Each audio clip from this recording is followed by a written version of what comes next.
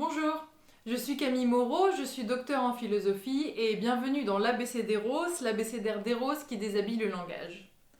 Nous avions déjà parlé d'obscénité sur cette chaîne à l'occasion de mon épisode sur la coprophémie, pour un article de 1910 intitulé Les mots obscènes.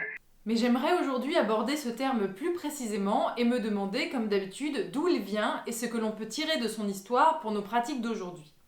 Le premier sens d'obscène est le suivant: qui offense ouvertement la pudeur dans le domaine de la sexualité. Le deuxième sens est le même, mais d'une manière plus générale, qui offense le bon goût, qui est choquant par son caractère inconvenant, son manque de pudeur, sa trivialité, sa crudité. Il est rare que les définitions aillent du particulier au général. Ordinairement, c'est plutôt l'inverse. Il y a donc là quelque chose à interroger. Étymologiquement, obscène signifie hors de scène, c'est-à-dire qui ne peut pas être montré en public.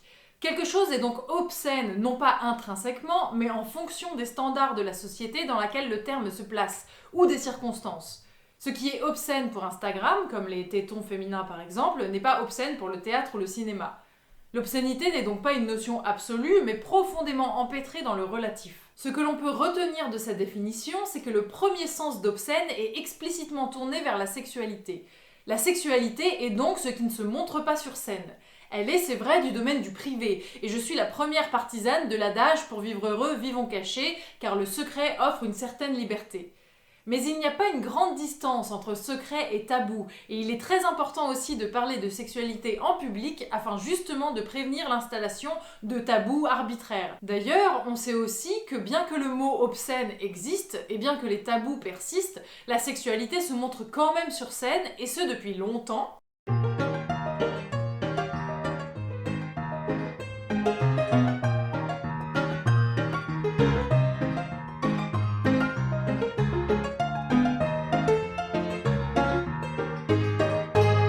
Voir la sexualité représentée, c'est être capable de trouver sa place dans ce système, tester nos goûts et nos dégoûts, aborder des sujets délicats ou même tout simplement parfois prendre du plaisir. La sexualité devrait, après tout, pouvoir être scénique. Et vous, apprenti érotologue, vous en pensez quoi?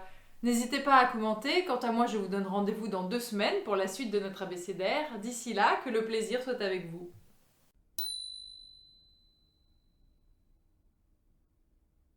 Et donne-leur la main pour les mener vers d'autres lendemains.